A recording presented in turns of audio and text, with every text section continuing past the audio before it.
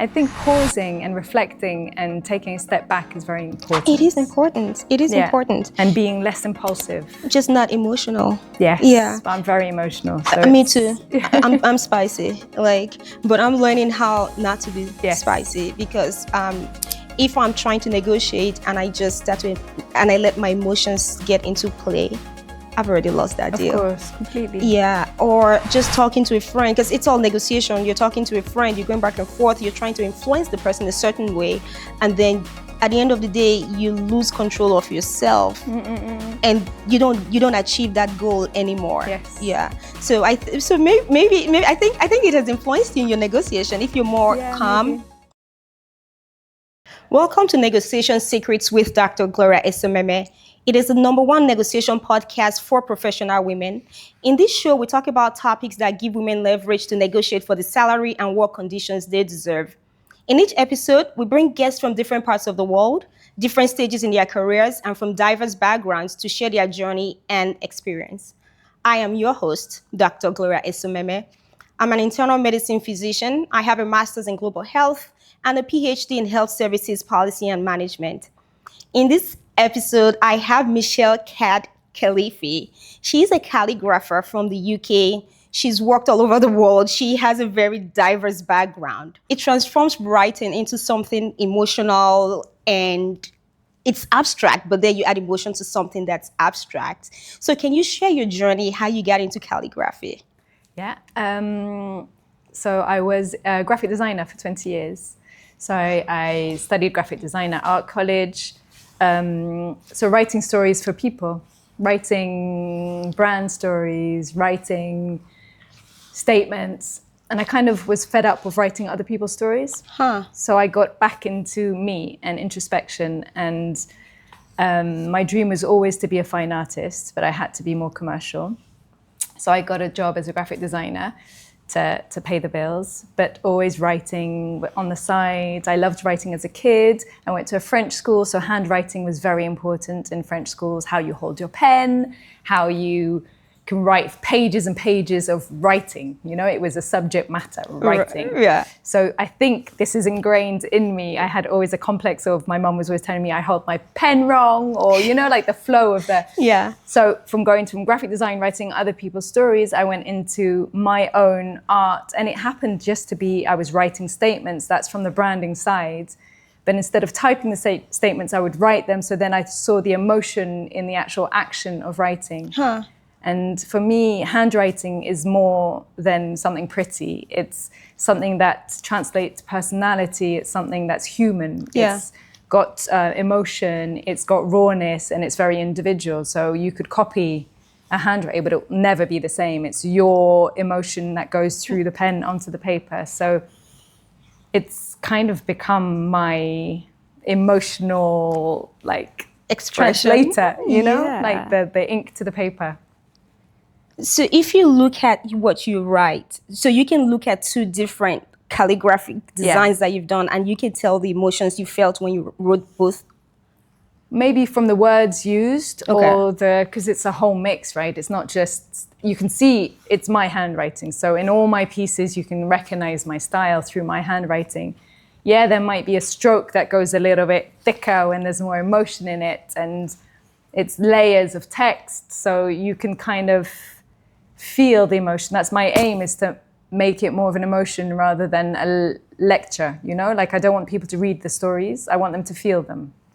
And so when you say you don't want people to read the stories, because from what I understand, calligraphy is writing, right? Yes. And so when you write stuff, the goal is for people to read what you're writing, but that's not what it is for you. No, this is why it's abstract calligraphy. So it's kind of a new thing. You can see it in... like, I lived in Hong Kong, so calligraphy there is a very important skill and a very important art, as it is in the Middle East. So they have years and years of training to get the perfect stroke, but they do abstract calligraphy because it becomes a stroke rather than a word. And I think that inspired me because I couldn't actually read what they were writing. So it became very much about gesture and very much about the act of writing. I see. Me, it's more the act of writing rather than what is written. Yeah. And was this because, so you went to art school? Yes. Was that in the UK? So I went to St. Martin's in London, which is a famous art school. Yeah. And I wanted to go into fine art, but then I thought I need to pay my bills. I need to live. I'm living in London. So I went into commercial art, which is graphic design, which ends up you get a job, right? Sure. So the safer part of the art careers. But I loved the ideas. I loved the creation. I loved like bouncing off the clients. I loved this whole part, but I hated computers. So it was always hand-drawn, and then I had to translate what was hand-drawn onto a computer. I see. Which was a bit stressful for me. So I'm glad I'm put that to the side. I still do brand ideas, but it's all very much hand-drawn and very much creation. And so you don't use AI in your job right now? No, definitely not. And do you think, because you were in London and that's where you did the graphic design, and then you moved to Hong Kong, and you talked about Hong Kong and Dubai, where calligraphy is a big deal. Yes. So was that when did you start actually expressing your art in calligraphy? Was that in Hong Kong? In Hong Kong, yeah. So Hong Kong, I was there for 12 years. So I did my branding. I had my branding agency. I did my projects. And COVID hit. Yeah. The projects kind of slowed down, and I had more time in my studio to just experiment. And I started to work on interiors projects with an interior designer and making art for interiors. And it was all calligraphy based. So I started to develop my style as a calligraphy artist without choosing it. You know, so how many years have you done calligraphy full time? For the last 6 years. Oh, so you've done that consistently. Yeah. So how long does it take for one piece, for you to do one whole piece of art? It depends of the size. It depends of the urge. It depends of the. I can't time it. You can time it. Yeah. So if I say I have my dad's birthday is coming up at a certain time, and I want a piece of art for my dad, how long would it take? How much time do I give to you to kind of get the artwork ready before an event? Minimum a week. Okay. I can work to see the graphic design training has made me work to deadlines. I see.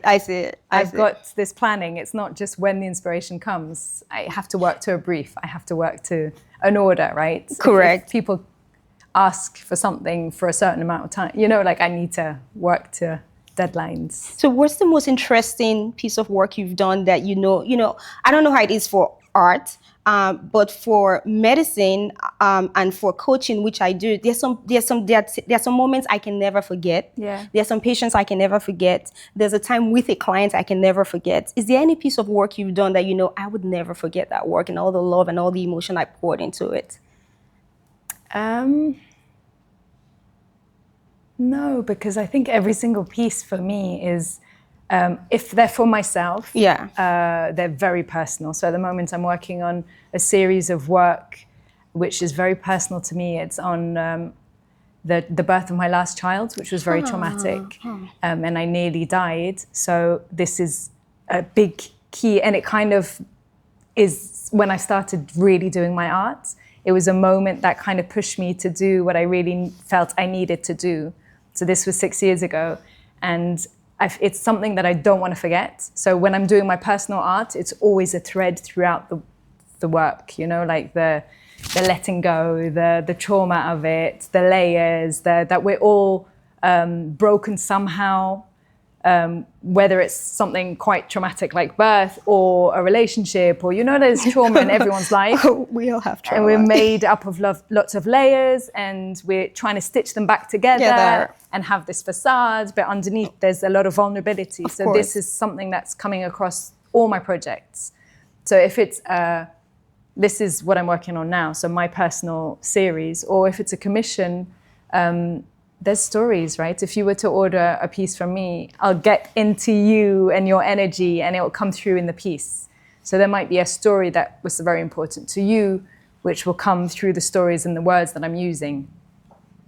So each piece is it's a part of me, right? You're creating art. I can't say this one is just, no, everything that I create is from me. That's right. I'm not AI. I think art will survive because we're not AI. Maybe your kind of art will survive. Yes. Yeah, because of all the emotion you put into it. Yes. And then when people get the work, but from what you said, I think there's one you would remember the most though. It's the one that you started doing after you had your last child. Yeah, but I'm doing them now. Yeah, but Yeah. you would never forget that, because even just talking No. about it, the emotion that you showed, you went deep into yourself. And Of course. Yeah. Yeah, So yeah. I think that sounds like the most personal Completely. and memorable work. No, maybe the most personal, not memorable. Well, it's taken me 6 years to be ready to do it. just because it's a very raw subject, right? It's very personal, and it's my story, but my kids, I've not shared it with them.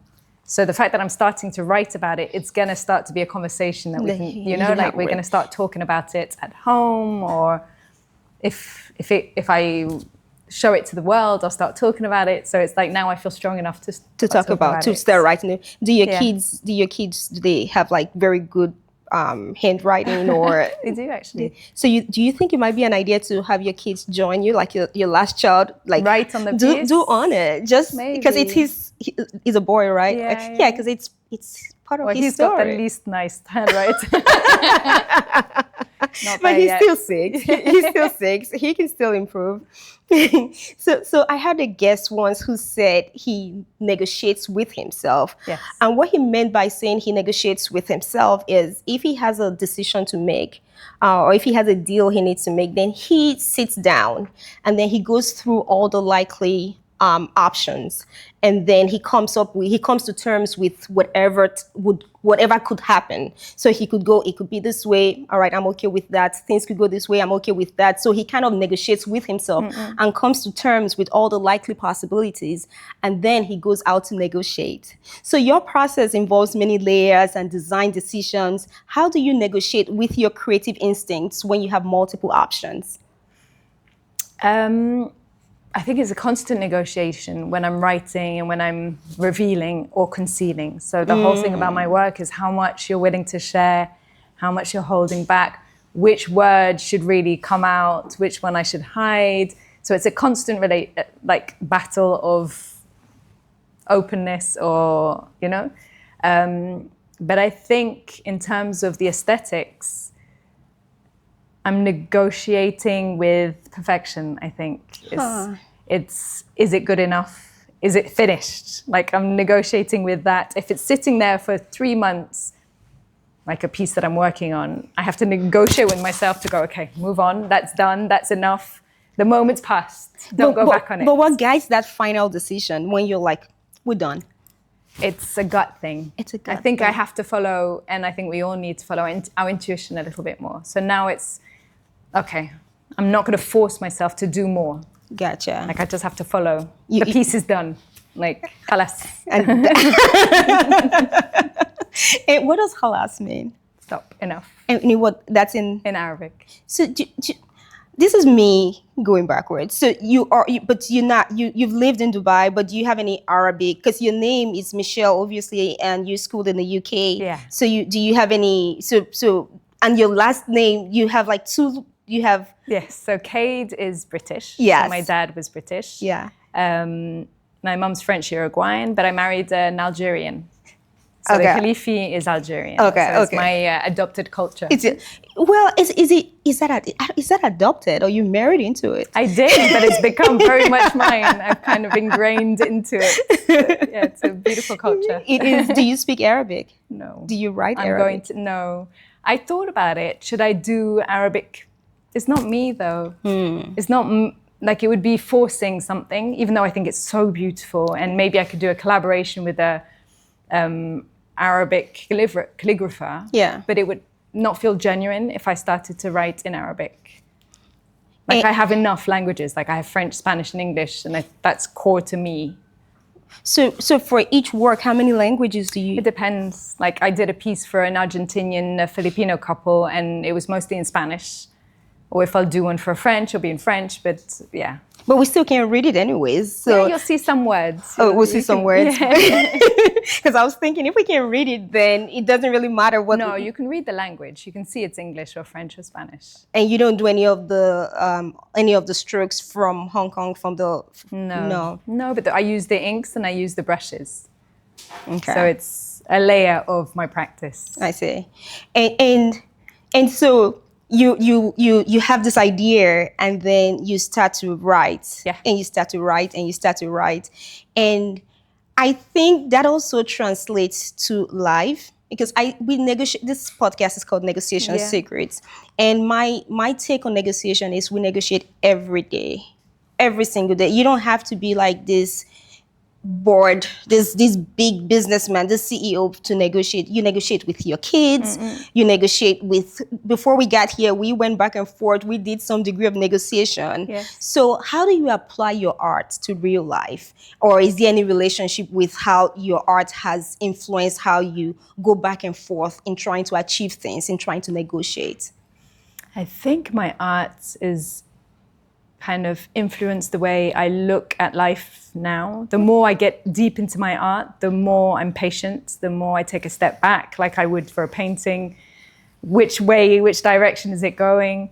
So I'm trying to apply that more to my life, where I'm more of an observer, trying to be a lot more patient, a lot more calm, a lot more zen. Yeah. And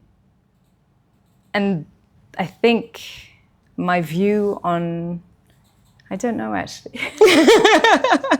I think pausing and reflecting and taking a step back is very important. It is important. It is important. And being less impulsive. Just not emotional. Yes. Yeah. But I'm very emotional. So Me too. I'm spicy. But I'm learning how not to be spicy, because if I'm trying to negotiate and I just start to, and I let my emotions get into play, I've already lost that deal. Of course, completely. Yeah, or just talking to a friend, because it's all negotiation. You're talking to a friend, you're going back and forth, you're trying to influence the person a certain way, and then at the end of the day, you lose control of yourself, and you don't achieve that goal anymore. Yes. Yeah. So maybe I think it has influenced you in your negotiation if you're more calm. Maybe. And there was something else you talked about, that you kind of think, okay, what am I going to write? What am I not going to write? Do I pause? It's the same thing with negotiation. Yeah. Maybe like I was talking to you earlier about the lady here who would not budge, talking to her, I would take some steps back and I'm like, okay, let me not ask her right now. Yes. Let me hold back. And then I'm like, do I ask her? Do I not ask her? I think that's the same. That's the same thing you apply with your art. Yes. So like art, the value of art is the value we assign to it. It's the value so if you create that art, it's the value you assign to it. And then whoever buys that art is the value they assign to it as well. Because you could put a price, I could say, oh man, I can afford that. I don't think it's, and then you could put a price. So how do you assign value to the work you do? It's very difficult to assign value to time, right? Because it's not a product. Correct. So I am creating a product, but it's the time spent to make the product. Yes. It's the time taken to get to this stage in my life as well, right? Like Picasso, famous quote of him scribbling on a napkin in a restaurant. Yeah. And a woman like desperate to buy, she knows it's Picasso, can I buy it? And he's like, yeah, like 5 million euros or whatever. Yeah. And she's like, what? You took 2 minutes to make it? Yeah, but it's taken him 25 years to get to this. To get sketch. there, yeah. So now I'm kind of I'm not saying I'm Picasso at all, but I'm saying but you're that Michele. now, I'm putting value to the time, the journey, of course, that it took me to get to here. Yeah. So the price I put on my art is what I think is where I am now in my career. Correct. And the 20 years of branding, the 4 years of art college, the back and forth you've gone just to be who you are today. Exactly. And yes, everything's negotiable to a degree, right? Of course, yeah. But it's money and art is difficult. So what's your number one negotiation scale? So let me tell you what mine is. Yes. So for me, it's knowing the value that I bring to the table. Yes. So when it comes to medicine, when I negotiate, if I'm applying for a job, I know what I bring to the table. I know how much I can make for my hospital. I know how great I can make their patients feel. Anybody who meets me, it's my goal to make everyone feel great as much as lies within me, right? So I know I bring that to the table. Yeah. Or when I have clients who come for coaching, I know I'm going to deliver results. Your life is going to change. So I have all of that at the back of my mind. Or when I go to speak, I know I bring value. I would come and rock your stage. So when I negotiate, I have all of that at the back of my mind. I know the value that I bring. So that's my number one negotiation. Maybe that's in my back. That's a skill that I have. That's the one thing I go back to. I'm like, I know what I bring to the table. I've had guests who've been like, they say listening is their number one negotiation skill, that when they listen to the other person, then they know what to say and what not to say. So they don't put they don't, put everything on the table. So what is yours? I think it's connection. I think it's connecting to whoever likes my art. It's a deep connection. And I know it's not for everyone, right? Art is very personal. But I know that the people that like my art, they connect to me. And we build, like, commissions that I've done since I've been in Dubai, we've become good friends. So it's become I think that's what I bring to them. It's a really personal connection with the person that's buying my art. You feel it or you don't. I agree with you. There's a way you build connection with people, Michele.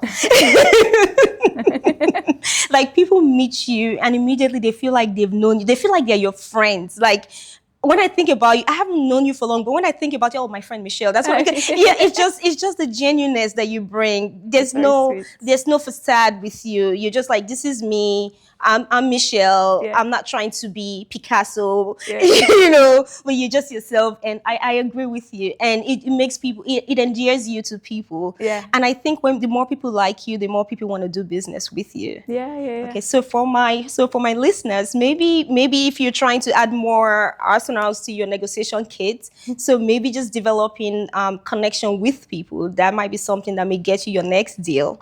So let me ask you another question. So if you were not an artist, what would you have done? So I was talking to my daughter about this in the car this morning. Yeah. She was like, you should say you want to be a vet.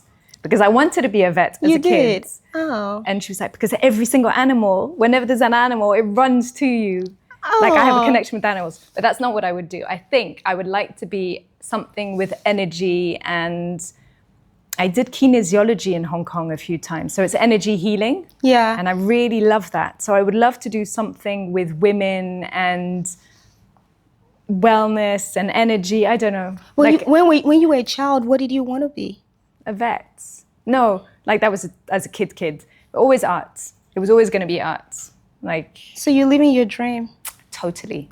Oh my God, Totally. Michele. I'm so happy. And I was thinking about it today again with my kids getting ready to school, doing maths. And I'm like, man, I never had stress at university because I loved what I was doing. I never had stress during my A-levels because I was doing art. It was like, this is the best. You fall into a very small percentage of people in the world. I know, that do what they love every day. Yes. I know. Yes. Not everyone gets to do what they love. Some people, first of all, they don't even know what they like to do. And then others, they know what they would rather do. But just like at some point in your career, you had to do something just to pay the bills. They're doing that. And they sometimes they fall into that rut and just keep doing that for the rest of their lives till they retire. They do something they just had to do to pay the bills. And then they're done.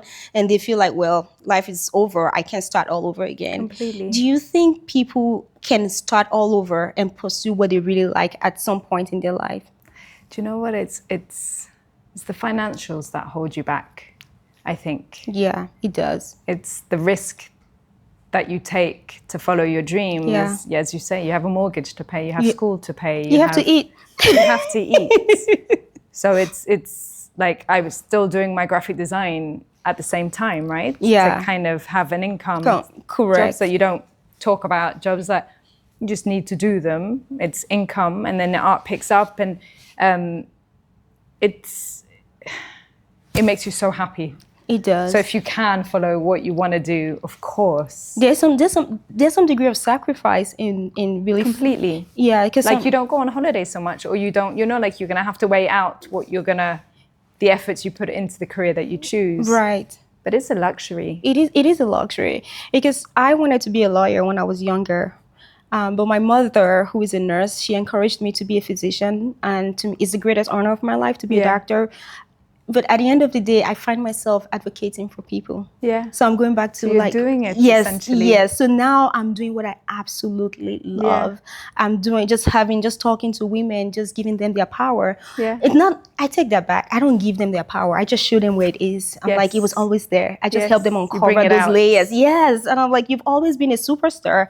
You just didn't let the light shine on how wonderful you are. Yeah. Yeah, and that makes me really happy just I think doing it's that. a confidence thing as well. It is. Do you feel that you can risk? Do you feel you're good enough to risk? Or, like it's... But you also... confidence is key to everything. Confidence is key, but at the same time, I like to be kind and give grace to people who do not have the privilege of just saying, you know what, I want to pursue my dreams, because some people have kids that they have to feed, they don't have support. They just have to do what they have to do. But what I tell people who are at that phase is that don't let go of that dream. A time will come when you may be able to take that leap. Work towards it. Save, build connections, and you never can tell what life would bring. And life is long. Journeys, right? And lots of chapters. Yes. The next chapter, who knows? Who knows? How many countries have you lived in? Not that many. Just London and Hong Kong and here. And you've been in Dubai almost 4 years, right? Yes. So where can we find your work? So I have my Instagram. Okay. Which I'm sure you'll list at the bottom. Yes, we will. My website, and it's always nice to connect to pieces, see them, feel them, sense them. So I have a studio in Al Quoz in Dubai, which is open to come and check it out. So you have a studio? I do. We should have done this recording in your studio. We should have actually. I didn't think about it. I don't have the setup. I would have brought it. The next one. Yes, we should do another one. Yes, the next one we'll do it in your studio where we can actually show your art. Yeah, definitely. So guys, if you guys want me to do another episode with Michele, just let me know, and we would have that done in her studio where we would actually look at her work and she can talk about each piece of art that she's done. With pleasure. Oh, Michele, I've enjoyed talking to you. Do you have any other tip you want to leave with my audience today? Oh, I don't know. Just be true, just be real. Just be true and real. Yeah.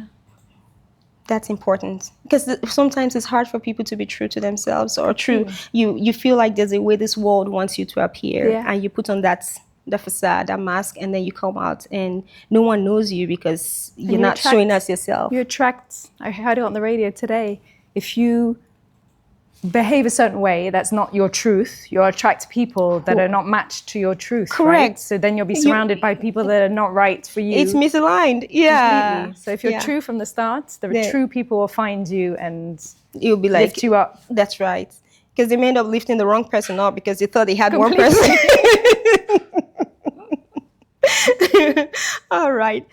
So I usually end this show with 3 things. So the first is, I have 3 asks from my audience. Michele talked about just living her dream. Not all of us can, but what I want you to do this week is write out your dream, that life that you truly want. And because the first place starts from you knowing that dream life that you want. So write out that dream life that you want and begin to negotiate with yourself how you can get there. You may not have a clear path, but just thinking about where you want to go, that's the beginning. Thinking about that dream life, that dream job, that dream career, just think about it, write it down, and then see what life brings you. And then the second ask is, if you've not subscribed to this show, please do. So subscribe to this show, share this episode with your friends, like it, let's grow our community. And then my third ask is, if you are looking for a coach, if you are in a certain stage in your life and you want to be at a different level and you're looking for someone to hold your hands and walk you through that journey, you can reach out to me to see if we are a good fit.